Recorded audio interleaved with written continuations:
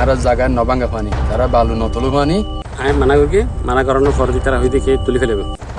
বাধা দিই তারা পটিয়ায় করোনা খালে বালু মহলের ড্রেজার ব্যবহার করে বালু উত্তোলনের বিরুদ্ধে অভিযোগ।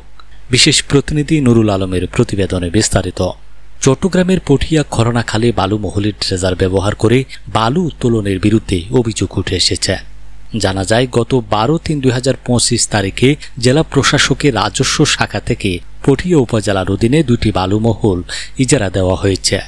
ইজারার নিয়ম নীতি অনুসারে যেভাবে বালু উত্তোলনের কথা তার প্রতি বৃদ্ধাঙ্গুলি প্রদর্শন করে চন্দনাইশের একটি প্রভাবশালী মহল সিন্ডিকেট গঠন করে ইজারা দেওয়া নির্ধারিত 2টি বালু মহলের স্থান বাদ দিয়ে চন্দনাইশ উপজেলার কাঞ্চনাবাদ ইউনিয়ন অংশে পটিয়ার অন্তর্ভুক্ত গোদারপাড়া নামক স্থানে ড্রেজার বসিয়ে যত্রতত্র বালু উত্তোলন করে চলেছেন। ফলে দুই পারে ভাঙন, বালু পরিবহনে রাস্তাঘাট নষ্ট, দুই পারে অবস্থিত গরিব দরিদ্র অসহায় মানুষের মৌরসী সম্পত্তিতে ফলজ বনজ এবং বিভিন্ন শস্যাদের বাগানের ক্ষতি সাধিত হচ্ছে। তারা মেশিন বই আর ইয়ে লেভেল ইয়ানে প্রতিবাদ করে ইয়ানে আর জানে নবাঙ্গা পানি তারা বালু নতলু পানি তারা বালু তুললে হারুন আর জায়গা খিলে যাবি ভাঙে যাবি কোনো গহতা আসেনি। ভবিষ্যতে আরো বেশি ক্ষতি হওয়ার সম্ভাবনা দেখা দিয়েছে। এই সিন্ডিকেট কুচক্রী মহলের মধ্যে রয়েছে সাবেক মেম্বার মহিবুল্লাহ, সাবেক মেম্বার আব্দুল মুবিন, শামসুল আলম, আরও অজ্ঞাত কাঞ্চনাবাদ ইউনিয়নের 5 নং ওয়ার্ডের 10 হতে 12 জন। বর্তমানে কাঞ্চনাবাদ 5 নং ওয়ার্ডের 20 হতে 30টি পরিবারের মৌরসী এবং খরিদার জায়গা করোনা খালের গোদারপাড়া অংশে বিদ্যমান রয়েছে। অথচ ইজারা দেওয়া বালু মহল 2টির বর্তমান গোদারপাড়া অংশ থেকে আরও 2 হতে 3 কিলোমিটার আগে রয়েছে। স্থানীয় অভিযোগকারীরা বিষয়টি আইনগত ব্যবস্থা নেওয়ার জন্য প্রশাসনের নিকট জোর দাবি জানিয়েছেন। আর নাম হইতে বোরহানুদ্দিন আর তাবলিগ করি আয় জাঙ্গানল দিয়ে নল আর কেতি তারা মেশিন গইন মিজি বয়ে আয় তারা আল্লাহ হনা হতাবার্তা কিছু ন হই তারা আল্লাহ আসি খুশি থতা হইয়ে হইয়ে ফেকিনা হুসল লইয়ে আয় তারার হইতে হইয়ে না পারে রানা হাজগরিত দি তারপর আয় এসরের নামাজ পড়ি রসুন আড়তুম বাইর হই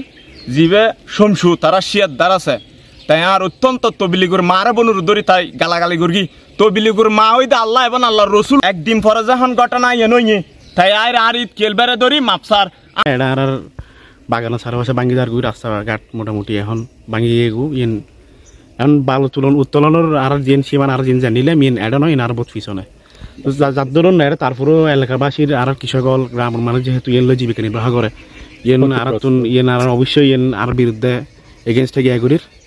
পাবলিকের অথবা প্রশাসনের হাসে বেগুন আর আবেদন জানের আর ইয়েনের সুরা হাসাই জায়গা দিয়েছে প্রথমে ফার্স্ট মিশিং বয়ে আইরে মানা করি মানা করানোর পর তারা হইতে খেয়ে তুলে ফেলবে ইয়ার পর তুলি তুলে তুলানোর পর আর জায়গা প্রচুর ভাঙ্গি হয় আবার আই যাতে বাঁধা দিয়ে ইয়ার উড়াইরা আরও বড় বড় গাত্তা করে ফেলিয়ে